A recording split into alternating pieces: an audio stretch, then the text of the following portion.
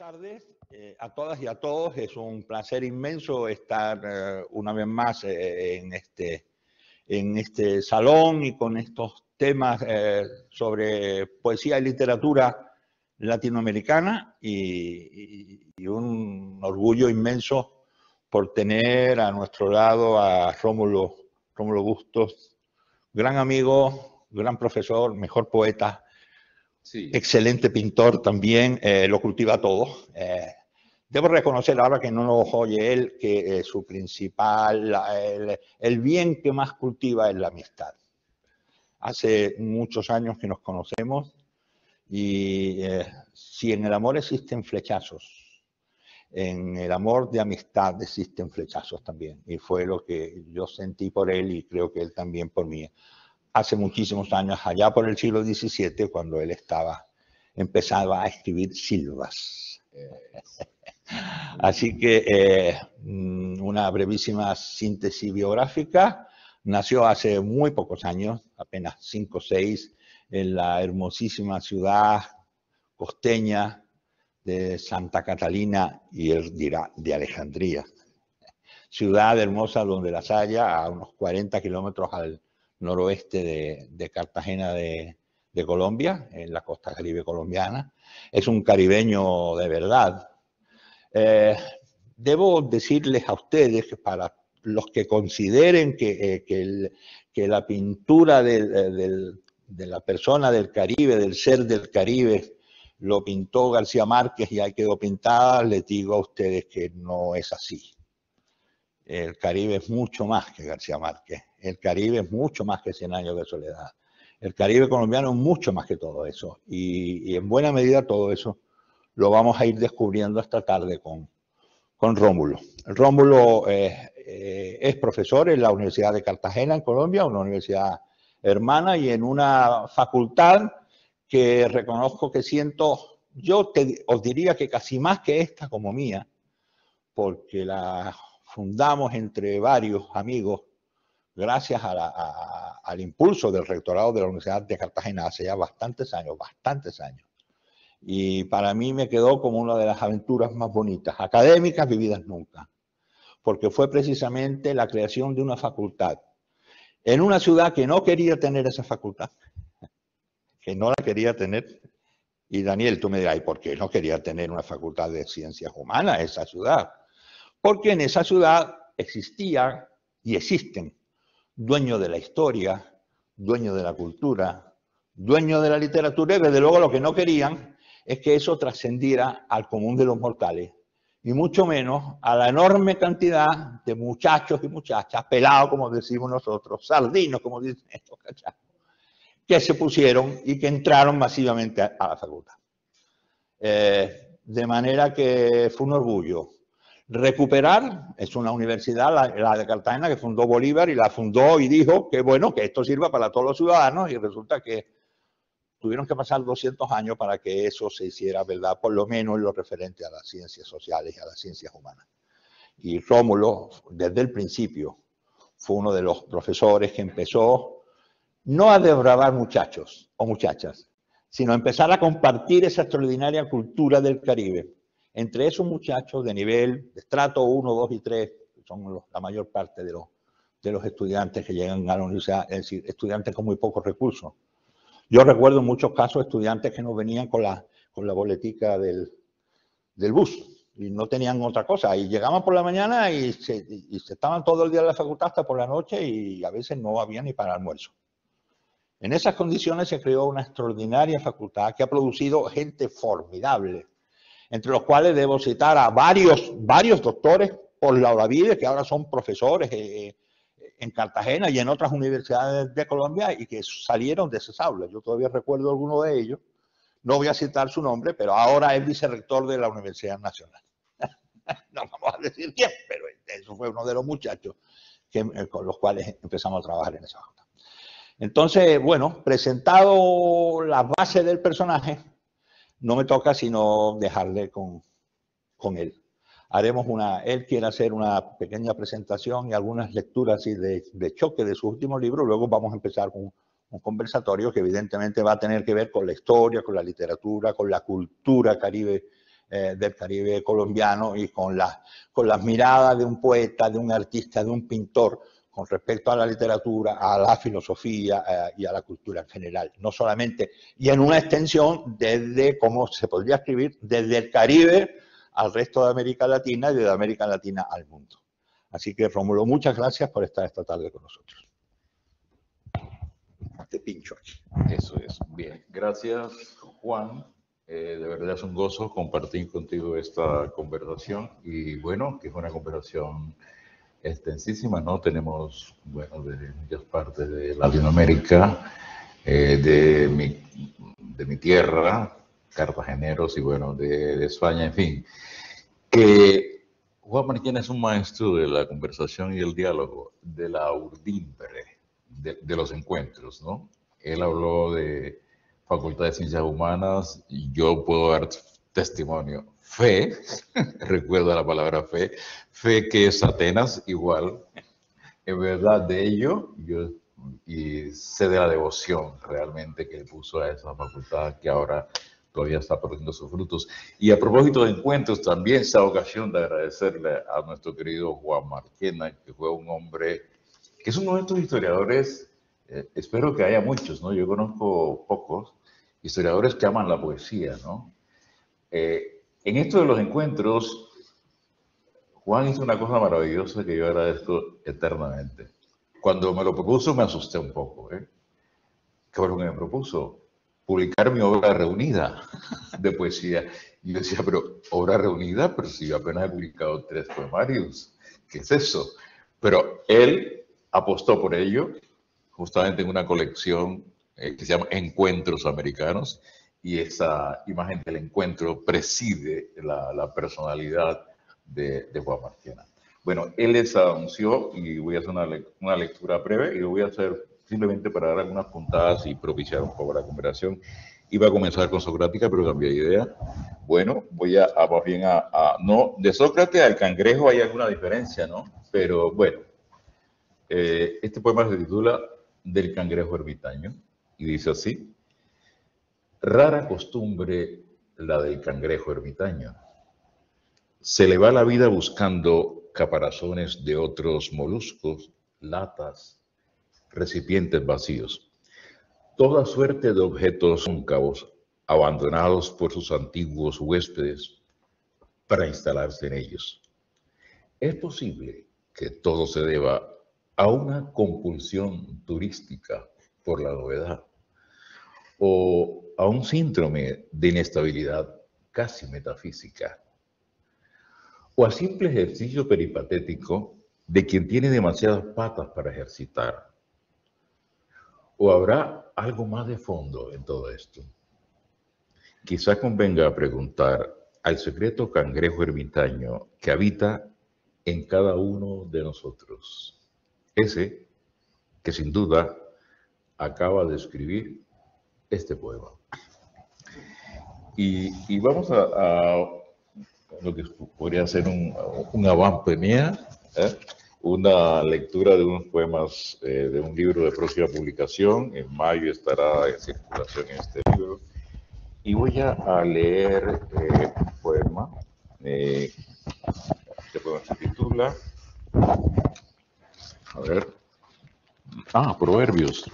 Proverbios, vamos a leer Proverbios, son 2, y con eso doy por finalizada la lectura. Proverbios, hay 2 proverbios. El uno dice así: el sujeto venía procurando la sombra de los alares, con pantalones de lino y sombrero de paja. Era el sujeto lírico. Venía en apariencia de Bustos Aguirre, pero yo sabía que no era el sujeto lírico. Lo supe porque se le alcanzaba a transparentar una hermosa sarta de palabras entre cardias y las fibras estriadas del músculo constrictor interior faríngeo. Yo le pedí que me diera un poema bonito para pedir cantando en los buses, pero el sujeto lírico se sorprendió. Y de la sorpresa las palabras se le salieron por la axila izquierda, y con las mismas que cayeron, las palabras salieron corriendo muy deprisa y se escabulleron por una bocatoma de agua que había en la embocadura de la calle. Y yo me quedé allí esperando a que salieran para tener mi poema bonito, hasta que me aburrí. De allí quedó el proverbio: palabra que no has de beber, déjala correr. Segundo, en el poema anterior yo había decidido que las palabras saldrían por el recto, que queda en la misma ruta del cardias y el píloro, y resultaba más lógico, más higiénico y sobre todo más cómodo para el sujeto lírico. Pero el sujeto lírico le dio pena. El sujeto lírico es un sujeto penoso. Yo le digo que no se apene, y entonces él no se apena, pero se apenumbra durante una legua de camino, hasta que me aburro de pena ajena. De allí viene el muy sabio proverbio: de pena murió un burro en Cartagena. Este poema tiene una nota bene que dice así: después de muchas cavilaciones he llegado a la conclusión de que hay dos clases de poemas. A, los que provienen de la inspiración. B, los que provienen de los movimientos peristálticos del tracto respiratorio digestivo. Ignoro si hay alguna diferencia entre ellos. Bueno, ahí podemos iniciar nuestra conversación, mi querido Juan. Una conversación como lo que tiene que comenzar forzosamente por el personaje. Como ven ustedes, hay un momento en el cual el autor y la obra no solamente se mezclan, él las mezcla, el sujeto. El sujeto lírico. El sujeto lírico. Él las mezcla y por tanto, por mucho que leamos su obra, el personaje va, no voy a decir por delante, pero va paralelo. Y ese sujeto lírico, Rómulo Bustos, comienza su andadura, digamos que poética, en esa Santa Catalina de Alejandría. Así que, y junto a Santa Catalina de Alejandría aparece otra persona, también mujer, que es tan importante como Santa Catalina de Alejandría, yo diría que hasta más, y que ahora cumple 104 años, ¿cierto? Sí. Que es tu mamá. Yo estaba pensando en la India Catalina. Y yo dije, 104 años no puede ser. Demasiado joven. Podemos volver a la India Catalina. Bueno, sí. Tu mamá... Ella estaba cerca de las inmediaciones de Santa Catalina de Alejandría. Estaba, ella era de Galera Zamba. De Galera Zamba, sí, cierto. Tu mamá, tu infancia, Santa Catalina de Alejandría. Así es. Un muchacho costeño que de pronto empieza a ver el mundo y a concebir el mundo de la costa. ¿Qué me dices? Bueno, ante todo que era un muchacho costeño muy singular. Mi situación era muy singular y yo creo que eso definió todo, Juan. Yo iba a tener, bueno, recuerdo 5, 6, 7, 8, 9 años, estuve hasta los 9 años. Pero era un pueblo costero como los que delinea bien Héctor Rojas Erazo o Gabriel García Márquez. Estos pueblos calurosos, polvorientos, etcétera, etcétera, y pueden estar estáticos allí, ¿no? Pero en mi casa había una cosa rarísima que no había en todo el pueblo. Había libros. Había una pequeña biblioteca que fue un asunto rarísimo porque mi padre, que fue comerciante, tuvo una pequeña librería en Barranquilla y el negocio le fue mal. De manera que todos los libros fueron a parar a Santa Catalina, ¿no? Y estuvieron en 2 o 3 estantillos allí y yo me enamoré de los libros a partir de ahí. Y mi padre, que era un personaje un tanto quijotesco, mi querido Juan, le puso un letrero grande a la casa, amarillo, que decía Biblioteca Pública de Santa Catalina de Alejandría. ¿Qué tal? La casa. Pero que la casa además se llamaba Santiniquetán. La casa tenía un nombre. Hay casas, no sé si acá sería costumbre, pero en una época se le ponían nombre a las casas, ¿no? Aquí también. Julia, María, Isabel, Bueno, nuestra casa se llamaba Santiniquetán, el nombre de la escuela de Rabindranath Tagore, allá. Y además le pone al lado Biblioteca Pública de Santa Catalina de Alejandría. Y pues, y que de verdad fuera biblioteca pública de los niños, porque no había sino hasta grado de primaria y no había biblioteca. Entonces, en verdad,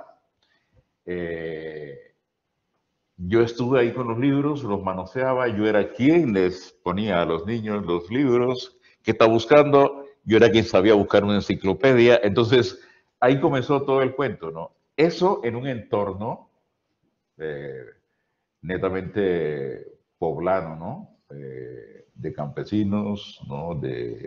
Donde no había lagos, sino pozas de agua, ¿verdad? Donde no había alamedas, sino caminos llenos de rastrojos y de polvo, etcétera, ¿no? Y ahí pasa una cosa muy, muy curiosa, yo no la entendí, sino, bueno, tú sabes que uno vive ficcionando, Juan. Digo que yo no sé si la entendí, es que yo después me la inventé. Es que yo me pareció vivir como entre dos mundos, ¿no? Porque yo era el mundo leído, el mundo que leía y el mundo que veía, ¿no? Y no me casaban muy bien unos y otros. Te sigue sin casar, Y me sigue seguramente. sin casarse, siguen sin casar. Y entonces yo, fíjate que esa es una cosa muy interesante porque es un hecho que hasta te da para un estudio sociológico, ¿no? O sea, lo que yo llamo una especie de perversión cultural allí, rarísima, porque hacía que mi mirada no estuviera definitivamente puesta en el entorno, sino en el libro, y el libro no me hablaba del entorno. Entonces era un círculo ahí medio extraño, ¿no? Dos cabezas sueltas, ¿no? Porque claro, eran enciclopedias, eran libros que te hablaban y te hacían más familiar Europa o las grandes ciudades que lo que tú estabas mirando. Entonces ahí comienza una especie de pequeño trauma que va a ser un poquito definitivo en mi vida, ¿no? Pero también está el patio de la casa, el patio que es un escenario fundamental en mis primeros libros, el patio de la casa, el patio y el traspatio, ¿no? Porque Quiero comentaros aquí que uno de sus primeros poemas que a mí me causó una gran impresión, precisamente tiene que ver a Alberto bueno, los costeños que estáis por acá, ¿no? Tiene que ver con esa primera impresión de la realidad de lo que es la cultura de la costa. La gente puede pensar que esa cultura de la costa está en el mar o está en ¿qué?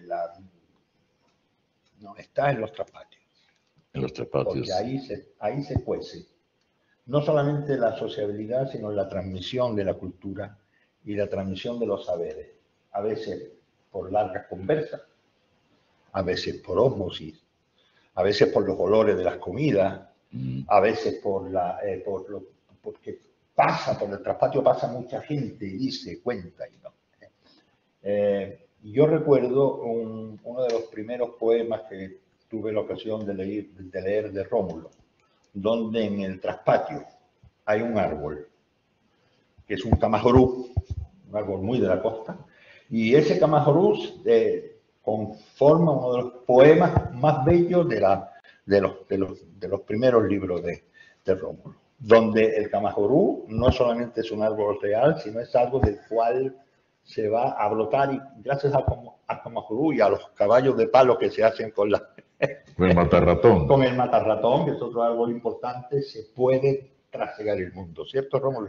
Así es, así es. El Kamahorú sí es un elemento que realmente es fulgurante, debo decirlo. Es un elemento, es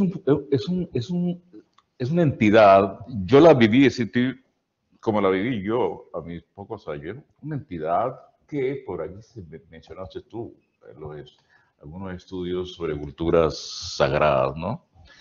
Yo los percibí como una entidad sagrada, ¿no? Eh, un gran árbol al final del traspatio, al final. Pero ese árbol ya no estaba ahí. Ese árbol había sido un grandísimo árbol. Yo lo que vi fue un espectro de árbol. Y ese espectro me fascinó, porque me voy creando una historia, ¿no? De dónde estaba ese árbol, ¿no?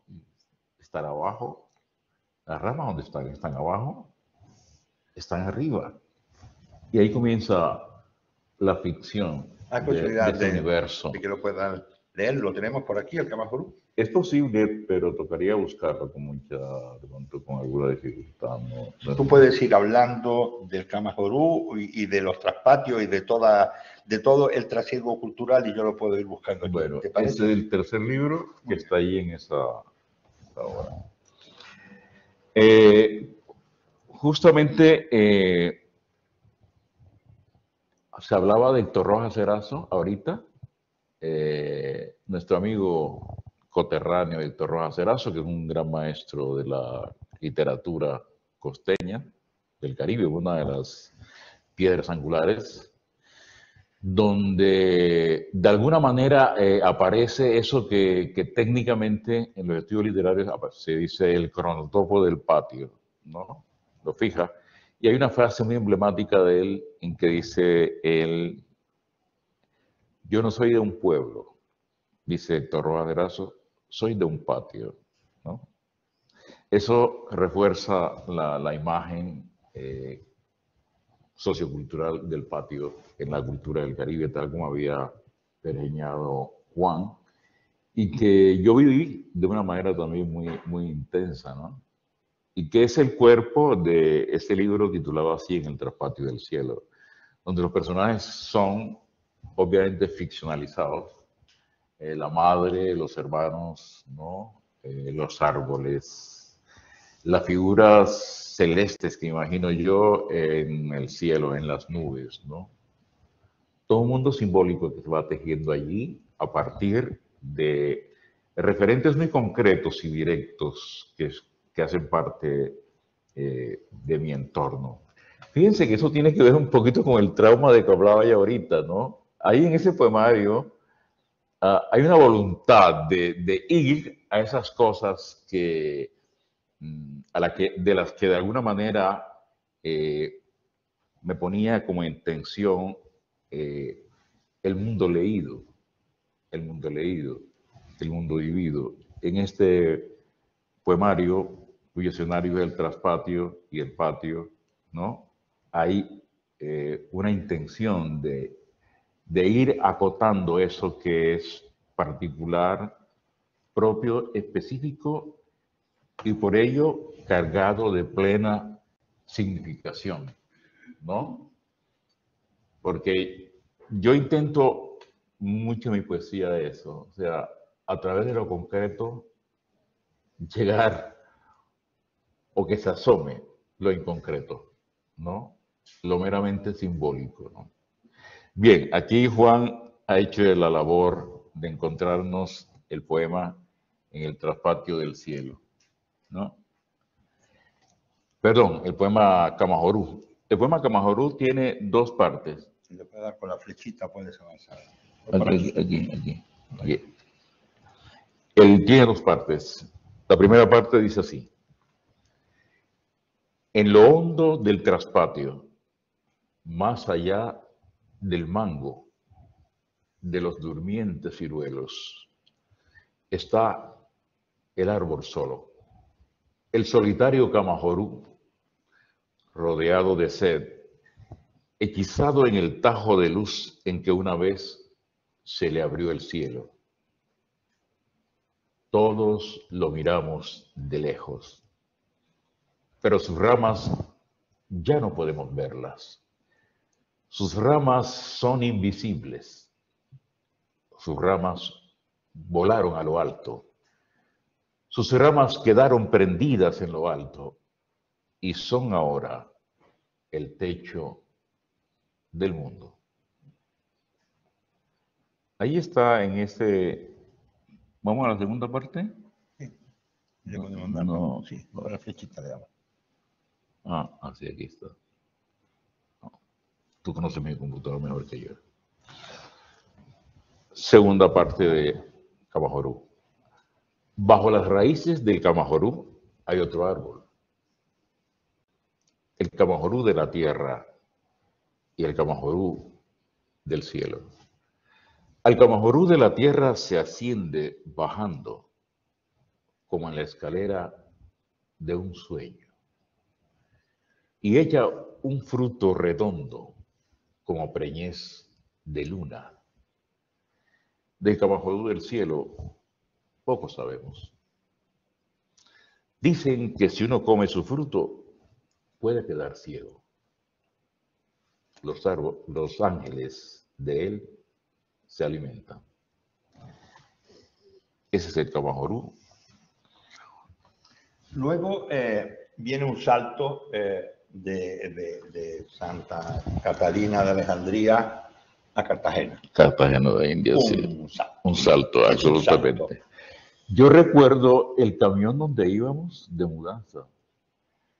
Yo llevaba un chonchito en la mano. Quiero decir, lo llevaba agarrado. Era un chonchito. Pequeño todavía.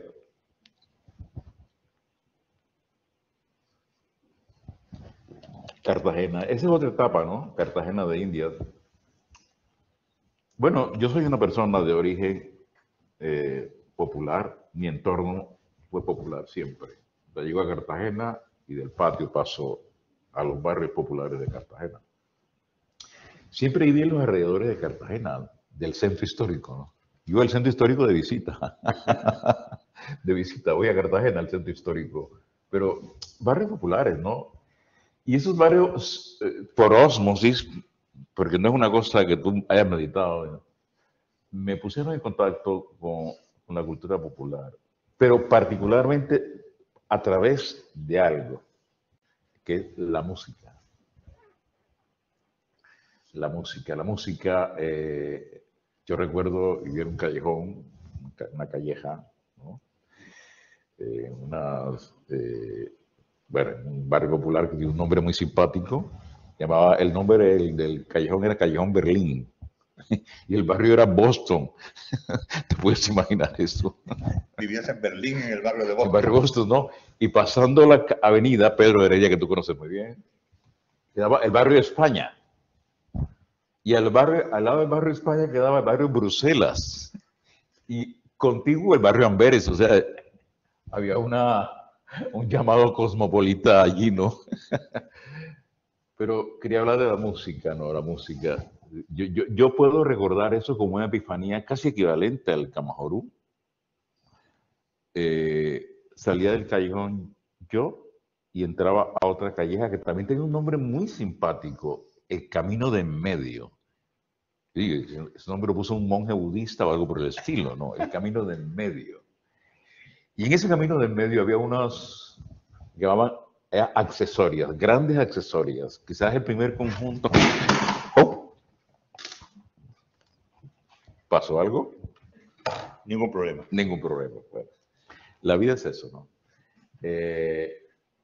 Había un conjunto de lo que podríamos pensar el primer conjunto residencial de Cartagena, o uno de los primeros, eran 24 apartamentos, pero que allá tienen el nombre de accesorias.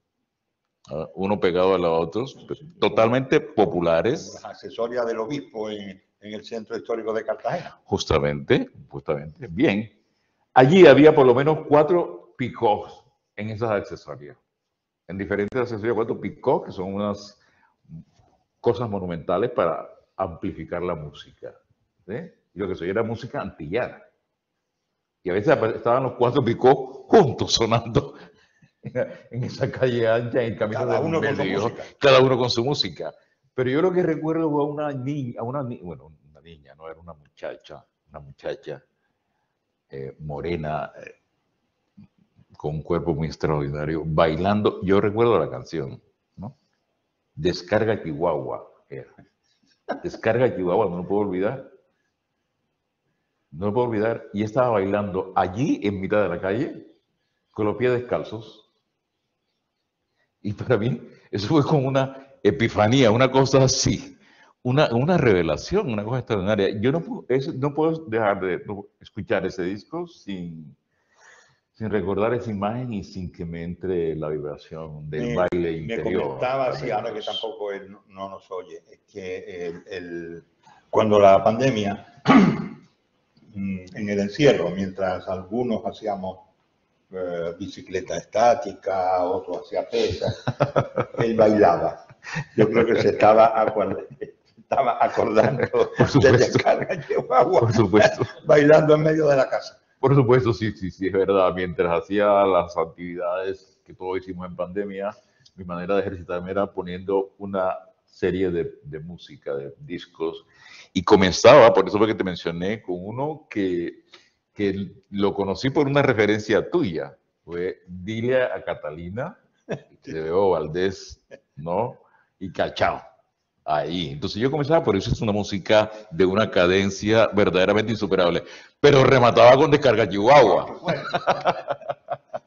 que es una cosa ya de una velocidad y de un éxtasis, pero dionisíaco, ¿no? Esa es una cosa Ahí te dionisíaca. descubriste en el callejón de en medio, te descubriste que estabas, que habías, ¿cómo es? Subido a una estación, no digo superior, a una estación diferente, más grande, más amplia, más abarcadora, donde te podías desarrollar mucho más que en Santa Catalina. Diferente, sí, diferente.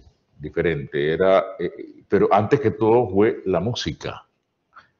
La apertura a la dimensión de la música, pero de la música, digamos, la música brava, la música antillana clásica, ¿no? Yo no la conocía, yo conocía antes otra música que tenía otro ritmo, ¿no? Allá nuestro amigo de Tolú lo sabrá, las gaitas y todo esto, y todo este momento musical maravilloso también que vivió Cartagena con el porro de Pedro Laza, y todo eso era la música que yo escuchaba de niño. Y Rufo Garrido, ¿no? La gaita de San Jacinto. Los corraleros de Majagual. Ahí no había entrado la salsa todavía. Entonces acá entra la salsa y eso realmente me desarticula, me recompone y me pone en una liberación secreta. Sí, por eso que tú mencionaste Osmos y me gusta eso, es que tú la cultura la vas apropiando, ¿no? Sin percibirlo, sin saberlo, inconscientemente, ¿no? Luego habrás conciencia más o menos de ella en alguna medida, ¿no? Pero fundamentalmente es inconsciente. ¿Y cuándo llegas a la poesía? Ahí empiezas a arrimarte a la poesía. Bueno, no, yo creo que esos son hechos poéticos. Ahora yo los miro como momentos epifánicos y por tanto poéticos, ¿no? Que están allí guardados. Quizá yo comencé a garrapatear poesía estando niño, muy de 7, 8 años, pero bueno, eso fueron. La poesía aparece ya más tarde, estando en otro momento, cuando ingreso a la Universidad de Cartagena y me encuentro con un entorno de amigos que van a favorecer, porque vamos a intercambiar, vamos a palabrarnos, ¿verdad? Vamos a esos encuentros en que Juan es tan experto, ¿no? Vamos a leer, vamos a compartir lecturas y a compartir ideas también, ¿no? Era el momento, no el más fuerte, pero sí todavía era muy fuerte el movimiento estudiantil, ¿no? Pero se le notaba, ya en esa época se le notaba todo el peso del peso cultural de la infancia vivida, primero en Santa Catalina, luego a partir de los 9, 10 años en Cartagena se le va notando y conforma parte de su primera poética. ¿Me vas a permitir que lea un poema tuyo? Por supuesto. Vuelo y construcción del caballo de palo. Tiene de nuevo que ver con los árboles. Ahora no es un camacorú, ahora es el matarratón, que es otro árbol también característico del Caribe colombiano. El caballo de palo. Daniel, ¿has tenido un caballo de palo alguna vez? Lo tengo. Lo has tenido, ¿no? Porque te lo regaló tu familia y cabalgaste con el caballo de palo por ahí. Venía de Alemania, de mi madre. Venía de Alemania, bueno, pero lo cabalgaste mucho, ¿no? Sí, bueno, pues imagínate ahora, Rómulo, lo que nos propone en este poema es que construyas tu caballo de palo y lo vueles. Por eso se llama vuelo y construcción del caballo de palo. Del matarratón más puro lo cortarás, de un palo llovido por las lluvias de mayo, de la vara más alta, para que ya esté acostumbrado al cielo. A la mitad del día lo cortarás con el agudo canto de 3 grillos, labrará sus ancas, y en sus patas traseras soplarás el soplo de la sábila. Cuida que no esté cerca una mujer muy vieja mirándote de espalda, pues su mirada podría enfermar su vuelo. Sobre el techo de tu casa lo dejarás 3 días. Entonces, sujétalo, pero no con la mano, sino con el aire de la mano, como si tu mano estuviera soñando. Ahora, solo ten cuidado de no tropezar con las nubes, Daniel, o con el asombro callado de los pájaros. ¿Qué tal? Sí, era la época en que tú construías tus juguetes, ¿no? El caballo de palo mío, bueno, no vino de Alemania, por supuesto, fue del traspatio, ¿no? Del traspatio. Sucede que el matarratón florece, que es una belleza, pero además es un árbol que emite ramas largas. De manera que tú puedes cortar una rama y te queda un palo largo, recto, ¿no? Y así, esa era la base del caballo. Lo otro era ya tú tallarlo, etcétera, etcétera, y cabalgar carreras de caballos.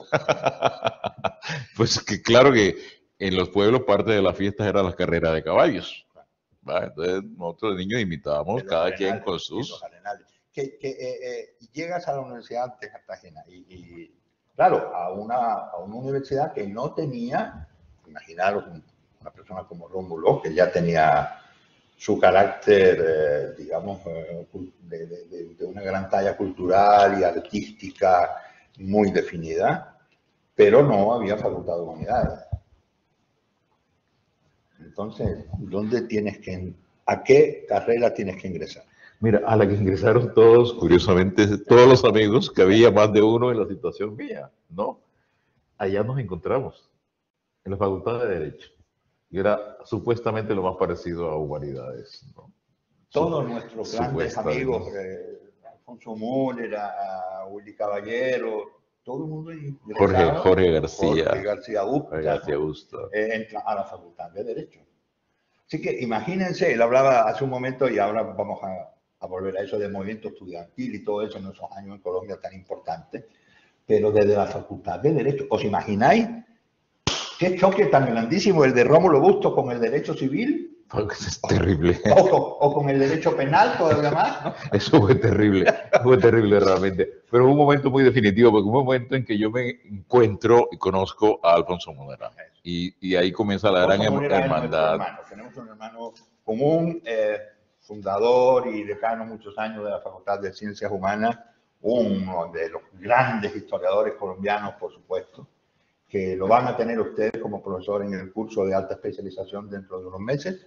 Y ahí se conocen. Imagínense esa facultad de Derecho, imagínense el profesor de Derecho Civil cabalgando no en un caballo de palo, sino con estos personajes en ese aula, ¿no? Y éramos casi 100 estudiantes. Alfonso Munera, que rara vez iba a clases. ¿Para qué? ¿Para qué?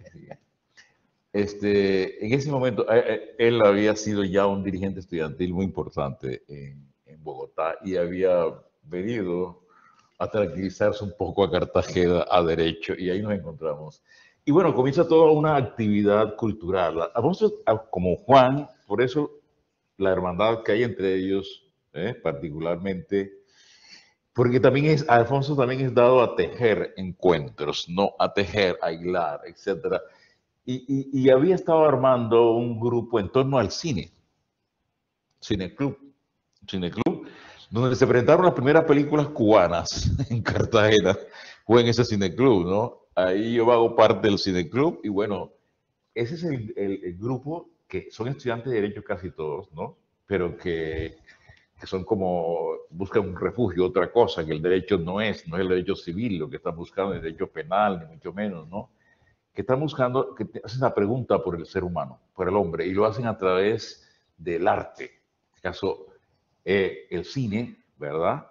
Pero también la creación literaria, ¿no? Pues de ahí se pasa posteriormente a crear una revista que es radicalmente importante para nosotros, con un nombre que es un homenaje a un poeta con el cual yo siempre tuve una relación amor y odio. Ahora lo amo más, ¿no? Antes lo odiaba un poquito, pero bueno, tú sabes.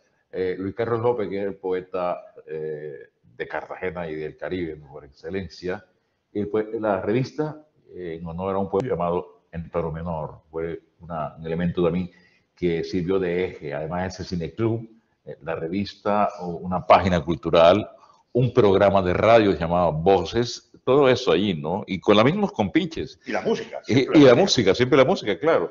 Pero fíjate que ahí está mucho de lo que estarán luego en la Facultad de Ciencias Humanas. Sin ninguna duda.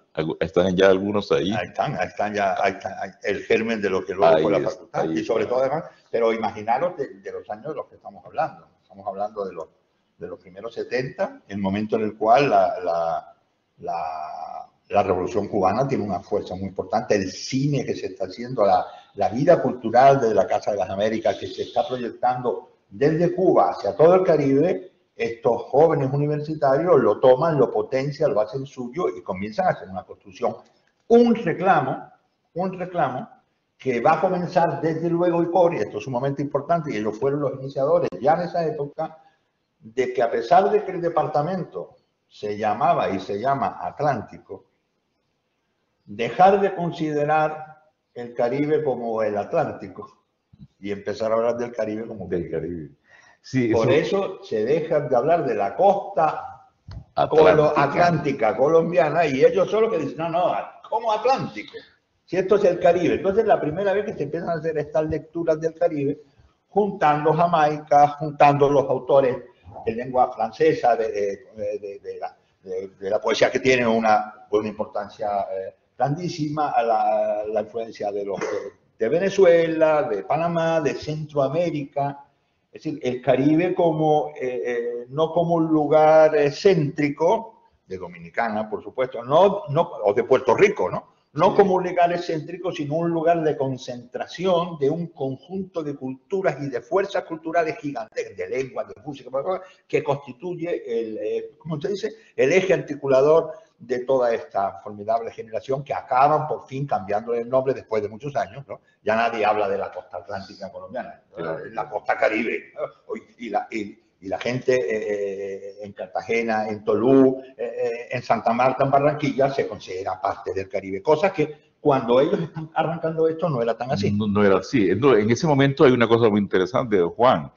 Cartagena era una ciudad que no tenía colores. O sea, estaba prohibido pintar las casas del centro histórico con colores. Todo tenía que ser blanco. Eso era lo que dictaminaba la Academia de Historia, ¿no? Don Daniel Lemente, Bonaldo Bocerazo y compañía. ¿Por qué? Porque la idea, bueno, ficciones como siempre, de que Cartagena era una ciudad hispánica. Por consiguiente, no admitía colores. Tenía que ser blanca y techos, tejado rojizo, como aún se conserva Mompox, ¿no? Eso pareció un verdadero, una verdad revelada. Así se planteaba, ¿no? Ahora ustedes van a Cartagena y ven que allá lo que hay es un colorido impresionante.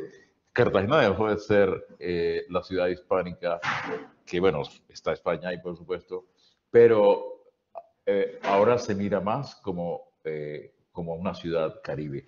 Ese es un elemento interesante. Y el otro, sobre el movimiento estudiantil, que a nosotros nos tocó como una parte, casi como un ramalazo de todo ese movimiento que tuvo una fuerza poderosísima en los años 70 y que luego amaina y que luego toma forma, de pronto en las formas culturales, se modaliza ahí, ¿no?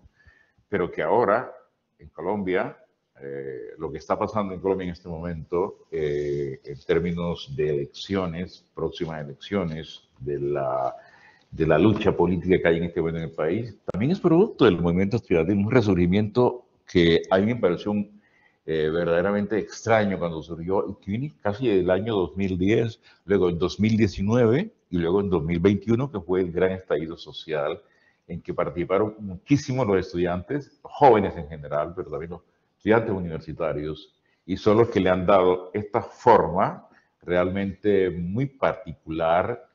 No sabemos qué va a pasar, ayer conversaba un poquito de eso en Colombia en las próximas elecciones, pero ahí lo que está sucediendo es resultado de toda esa dinámica, ¿no? De la juventud reclamando un lugar. Y ya ese es el grupo, como hemos visto cómo se forja, la Facultad de Derecho, todos acabaron como abogados, una cosa tremenda, ¿no? Pero lo interesante es que está el germen de la creación de la facultad. Y son ellos mismos los que, de verdad, que capitaneados por Alfonso Munerá, y que como ven ustedes es una figura central en todo lo que estamos hablando. Y por otra persona, para mí, mi hermano querido de mi alma, que se nos fue con su caballo de palo Willy Caballero, hermano también de Rómulo y hermano también de Alfonso y de tantos otros, que fue secretario de la facultad. Aquello fue considerado por la ciudad como un absoluto disparate. Primero, y esa fue una de las frases que tuvimos que oír, y decir, no queremos, decían estos grupos de la Academia de Historia, no queremos una facultad de humanidades y mucho menos historia, y nos decían, porque lo que va a suceder es que esa facultad se va a llenar de negritos. Fue la frase que nos tuvieron.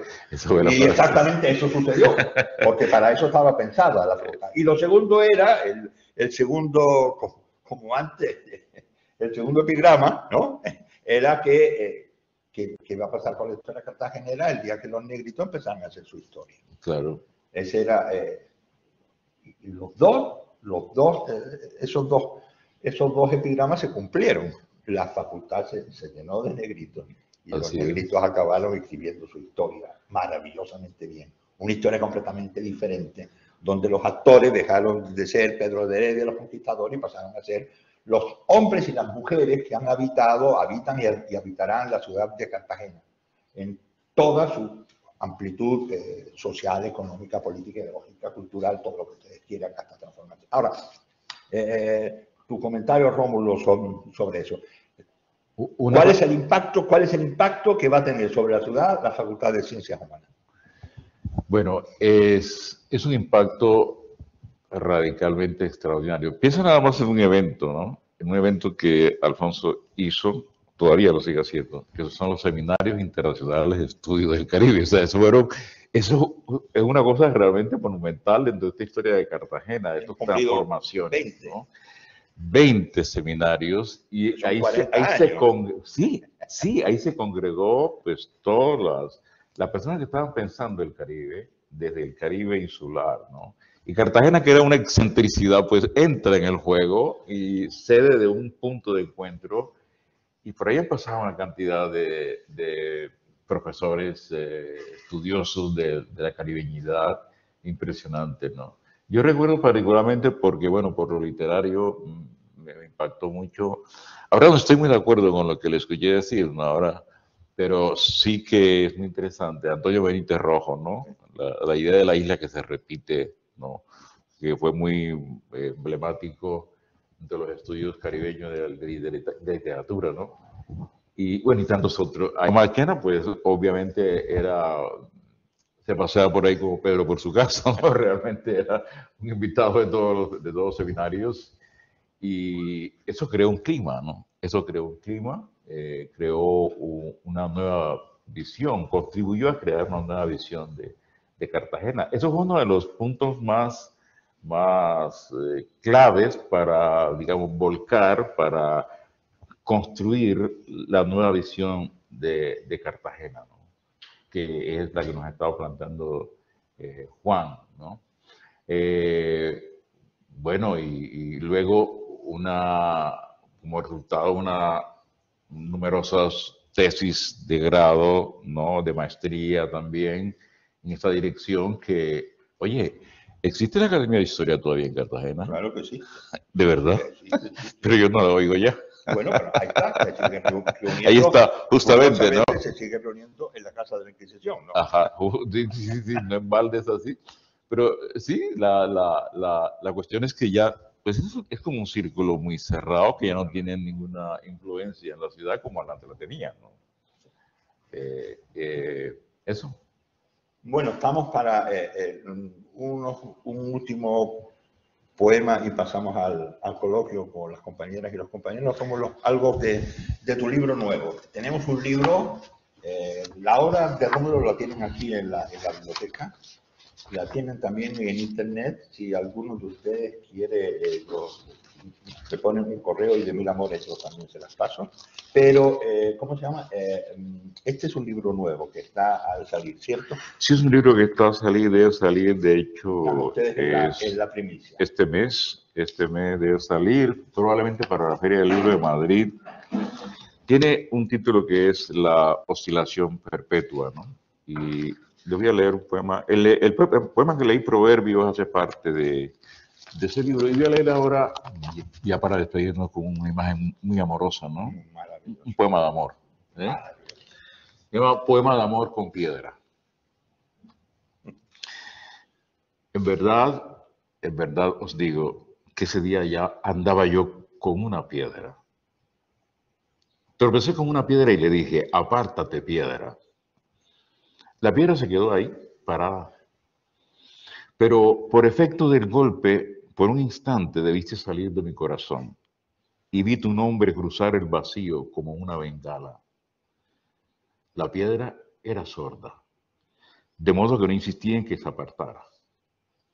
Al tercer día me enteré de que habías resucitado entre los muertos y que habías decidido quedarte a vivir allí una temporada con una momia egipcia en muy buen estado de conservación. Al sexto día colé café para tomarlo con pan y mermelada de ciruela, pero tu recuerdo insistió en venir a mordisquear la fruta del ciruelo que alguna vez habías plantado en mi corazón. Entre las ramas yo veía tus dientes mordisqueando mis ciruelos con el egipcio. Se veía muy bien conservado, por cierto. Yo les arrojé la piedra sorda y la piedra sorda se transformó en furiosa granizada. Al séptimo día me acosté a descansar sobre la piedra. En verdad os digo, no hay mejor amante que una piedra sorda.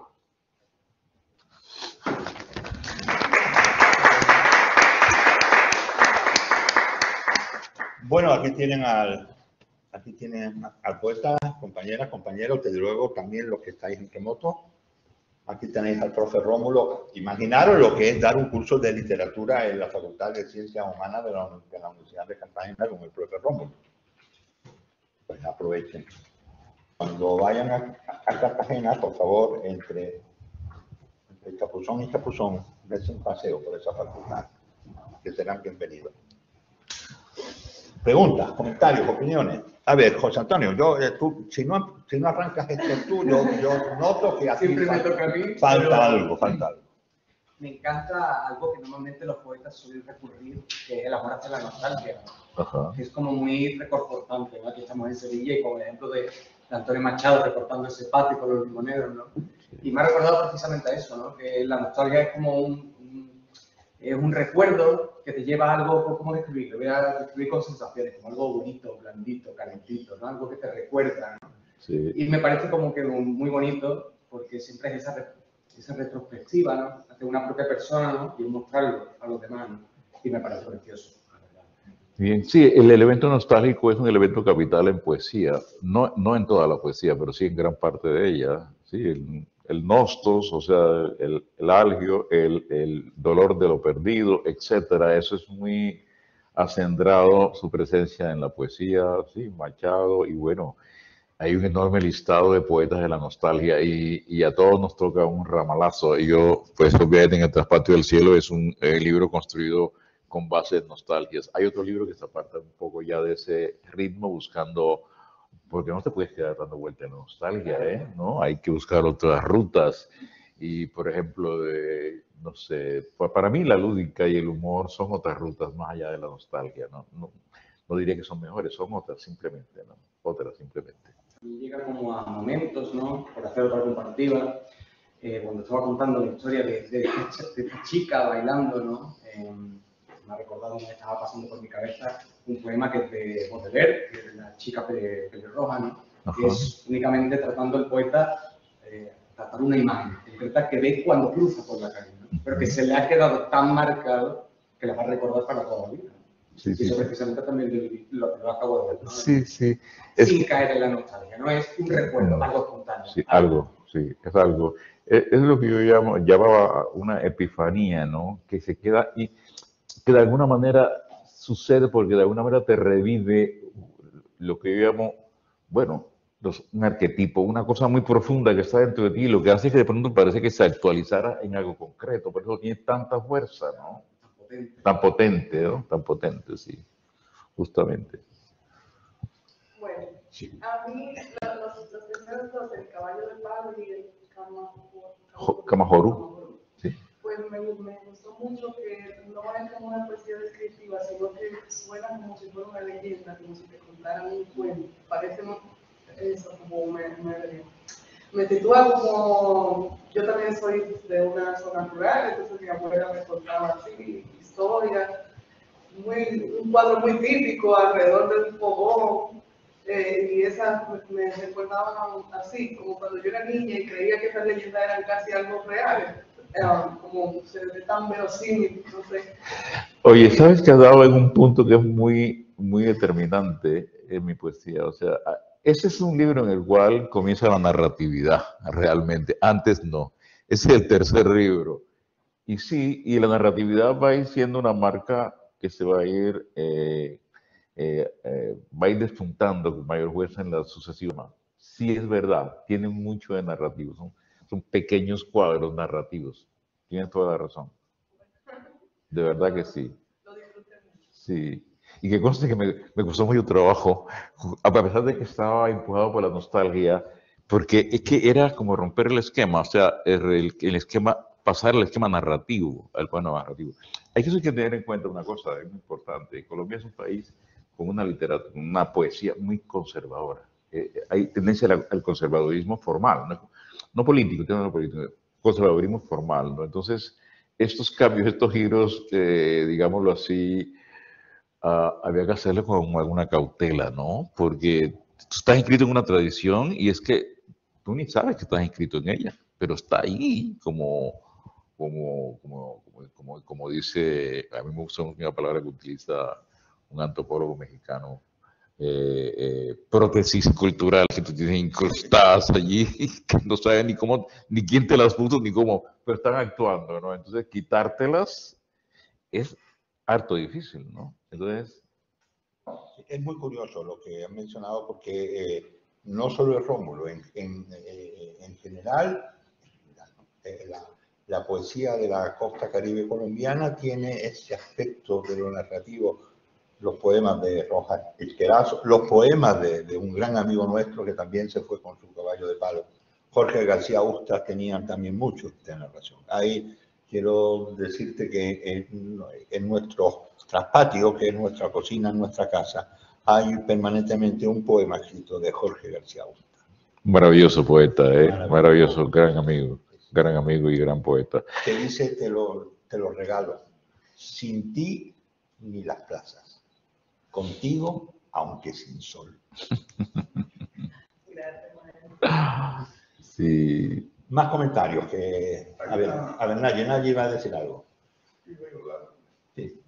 Bueno, estamos hablando de sentimientos, ¿no? Y uno pensaría que la poesía, los sentimientos, ¿no? Ustedes encontrárselos en la poesía, que sean recursos del poeta.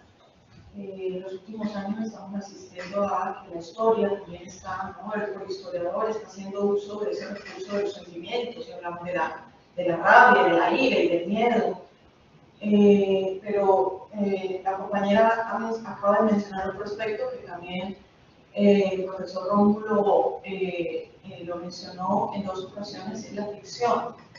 La ficción, y ella decía, no, mi abuela me contaba historias y que parecía como si fueran verdad. ¿Y es que acaso esa fantasía no era cierta? ¿No era verdad? ¿No? ¿Dónde comienza? Primero, la pregunta para Rómulo es, ¿la magia tiene cabida en tu poesía? ¿Cómo entiendes esa magia? Y sobre todo en lo rural caribeño, la magia tiene como que es un componente muy potente. ¿Tiene cabida? ¿Eso es ficción? ¿O hasta dónde si es ficción? ¿Hasta dónde lo utilizas o no? Y esta mujer como es de perversa, ¿no? Mira las preguntas que se jala. No me lo digas. Oye, mira, sí tiene mucha presencia la magia, pero yo creo que la cosa es muy importante por esto, Nayib. Es que si tú miras con cuidado la poesía moderna, su desarrollo, no es más que la reconquista de la magia, volver a la magia. Esa revolución, porque es una revolución de la lírica, no de la narrativa, de la que comenzó con la revuelta, fue la lírica. Mencionaste a Baudelaire, Lautréamont, Rimbaud, y llegan al surrealismo. Y el surrealismo no es más que pura magia. Total. ¿Qué han hecho ellos? Ellos han recuperado lo que está justamente en nuestras culturas sagradas. Entonces, por supuesto que es así. Es decir, es la recuperación de los elementos más radicales de la poesía, lo que hay ahí en la poesía moderna. Porque ustedes saben que la poesía moderna, si algo es antimoderna, antimodernidad. Entonces, y va por la raíz. Y eso explica por qué también, por ejemplo, en la pintura, bueno, la pintura de Picasso, influenciada por los elementos africanos, ahí está. También, la famosa muchacha de Aviñón, todos esos recursos que utiliza son tomados, las máscaras africanas, etc. Eso se da en todo el arte. Hay una recuperación de los elementos radicales. Eso es muy importante, porque es que lo que hace la poesía moderna es liberarse de todas las prótesis, ¿verdad? De todos los dogmas estéticos que habíamos, la cultura implantado, liberarse de todo ello. Por eso es tan rebelde la poesía moderna hasta el surrealismo, y lo que sigue es, pues, cosechar de esa rebeldía, que es esa libertad, ¿verdad? Esa magia. Realismo mágico le llamamos acá, pero recuerda, Ángel Rama dice una cosa que es así, y exactamente lo he dicho yo. Dice, los movimientos, digámoslo así, vanguardistas, lo que hacen realmente en muchas diversidades de planos es reactivar el elemento raizal que hay en estas culturas. Entonces señala a García Márquez y señala obviamente a Juan Rulfo. Entonces fíjate que lo que hace es dar la vuelta. Entonces estamos en un momento muy significativo y muy importante para nosotros que pertenecemos a la cultura extraeuropea, si entendemos eso. ¿Sí? Ahora, ficción, sí, la verdad, es lo que tú le decías a nuestra amiga dominicana, ¿verdad? Es que todo es ficción. La ficción en el ser humano es una necesidad. Yo lo apunto de esta manera. El ser humano es un ser que no tiene forma definida. O sea, no tiene forma definida. Entonces, hay en él lo que yo llamo una pulsión de forma. Es tan fuerte, necesita darse una forma como sea. Y ahí aparece la ficción. Juan Iván. Sí, viendo, escuchando su narrativa, yo podría decirle o comparar con una narrativa indigenista peruana. Pues, de un escritor conocido, Manuel Escorza. Manuel Escorza es un protoindigenista que ha promovido siempre la denuncia de la explotación de los indígenas en la minería, más que nada sobre el pasto, ¿no? Entonces él ha vivido, como él dice, ¿no? Que la literatura es la última instancia de lo que sería el poder político, ¿no? La Corte Suprema, lo máximo, es la literatura, porque pasando de la literatura ya nadie se puede enterar de lo que es la realidad del indígena, ¿no? Y además que los considera como él seres que no son comprendidos en el mundo occidental, que han pasado 500 años y ahí perviven, ¿no? Ahí están, ahí han estado siempre, ¿no? Han habido todas las revoluciones sociales, pero los indígenas han estado siempre ahí, pero nadie se ha interesado por ello. Entonces escribe una narrativa muy de ficción, que sería esta obra de Redoble de Porránicas. Y Garabón Invisible, Cantar de Agapito Robles. Hay seres, por ejemplo, que nunca mueren, ¿no? O nunca duermen, El jinete insomnio. ¿no? Sí, claro. Entonces, hay marcas, creo que, entre los peruanos y los caribeños, colombianos, hay marcas que pasan por el mismo proyecto histórico, han trascendido en algo. Hay marca, es verdad. Manuel Escorza fue un autor que se leyó muchísimo en los años 70, 80. Yo lo leí muchísimo. Sí, yo lo leí mucho, por supuesto, pero hablaba de las marcas, sí, y eso es un poco lo que Benítez Rojo cuando habla de de cierta manera, que es el trasfondo, lo que yo llamo a eso, llamo el guarrú de la cultura. Ese es, a veces le digo, a veces le pongo petulante, digo el remanente órfico, pero el guarrú está allí, sí, pero no solo en el Caribe, eso es una tontería decir que nada más en el Caribe, ¿no? Por eso hay momentos que tienen que decir, la ira que se repite, entonces también acaba, y se repite por todo el mundo. Se repite en Brasil, y dice, bueno, finalmente habla de los pueblos del mar, porque que no le queda otra. Entonces aparecen los griegos también, hacen parte entonces del Caribe. Fíjate que eso es muy importante, porque lo que hay ahí de fondo con Manuel Escorza y todos esos niños que tú puedes encontrar, Manuel Escorza, a García Márquez, de ahí a los surrealistas, etcétera, es el redescubrimiento de la visión animista del mundo, ¿no? Es lo que está en el vuelo y construcción y caballo de palo, es eso. O en el Camajorú. También lo hay en la literatura angolana con José Agualusa y otros muchos. La familia Arteta, quería decir algo también. No soy vital en el tema, pero sí nos llena de satisfacción descubrir o saber de que el doctor Rómulo Gustós, su recorrido, su visión de su infancia, que yo creo que fue de allí donde mamó, el hogar de que su padre llevó la biblioteca, me hizo remontar, en mi caso, mi casa. Mi madre salía de pronto a comprar, iba del barrio al mercado Masuto o a la anterior, y regresaba en breve con comida, con libros. Me hizo remembrar. Claro. Y tú eres bibliotecaria, ¿no? ¿Fuiste bibliotecaria? No. Un tiempo estuviste. Sí, porque los sacerdotes del Colegio Salesiano,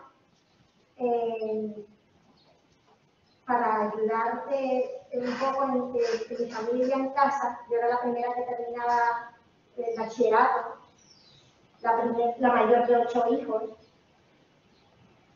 nos ofreció la oportunidad y entré a trabajar en la biblioteca del colegio. Ahí nos conocimos. Mientras estudié tecnología en educación preescolar. Después estudié licenciatura en educación primaria. Maravilloso. Muy bien. Y luego un recorrido muy grande. Ya desde esa época, cuando nos conocimos, Donaldo Arteta, que es mi esposo, él vino a hacer el doctorado en España y el doctor Marchena lo conoce, me en esta casa. Y eso, por eso aterrizamos en España, en Sevilla. Qué lindo viaje. Qué lindo viaje. Bueno, pues llevamos cumplimos una hora, ¿no, José Antonio? Exacto, de este conversatorio. Les agradezco a todos la presencia, desde luego la presencia de Rómulo. Dentro de unas semanas tendremos como profesor en el curso, ya lo dije, Alfonso Múnera. Aprovechen las preguntas que él va a hablar, obviamente, sobre los temas que a él siempre le han interesado y tienen que ver con la construcción de la cultura del Caribe y los intentos de la construcción nacional de esa nación que él tanto critica en su propia existencia, por evitar precisamente la fuerza, la preponderancia que en Colombia la costa caribe ha tenido históricamente y tiene que seguir teniendo. Así que aprovechen las preguntas para recordarles cómo fue eso, profe, lo del tránsito de la Facultad de Derecho a la creación de la facultad. Sí.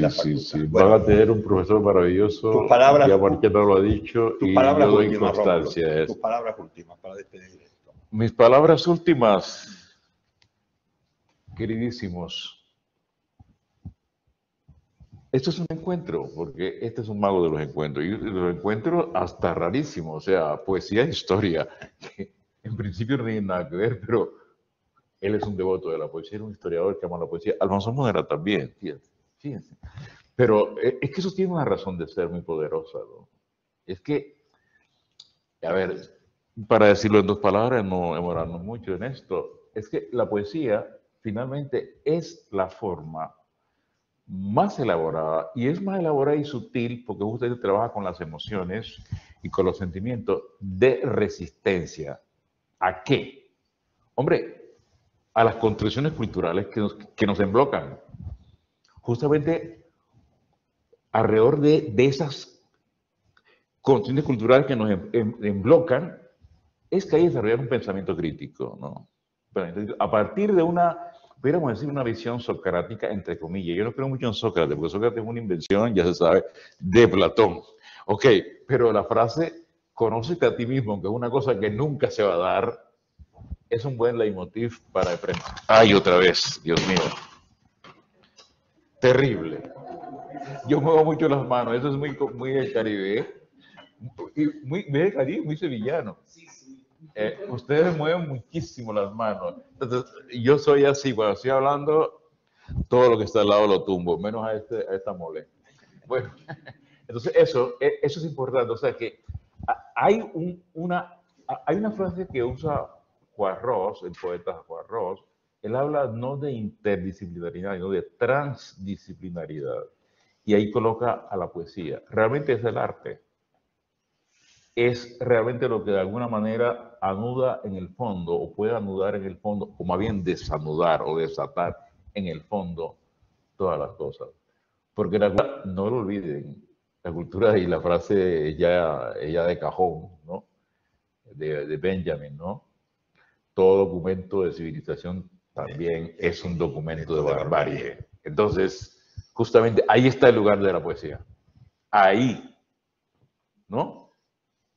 A través de tantos recursos, la nostalgia es uno de ellos. Hay muchos más, por supuesto. Bueno, lamento haber desbaratado el aparato. No se ha desbaratado porque la Yo poesía había advertido, tiene tanta fuerza que el aparato ha aguantado. yo le había dicho a Juan, pongámosle una cinta, porque yo me conozco las manos mías. Yo sé que comienzo a mover las manos y, bueno, un sobrenombre allá, mi querida dama, en el Salesiano que pusieron mis alumnos, era manos mágicas, porque yo parecía un mago sacando cosas. Entonces, ¿qué? Bueno, ese era el apodo digamos, hacia afuera, no hacia adentro, no lo sé, como me decían. El exotérico. El esotérico no lo sé. Sería muy lindo. Bueno, yo creo que fue una vez más y el profesor se gana un aplauso de todos.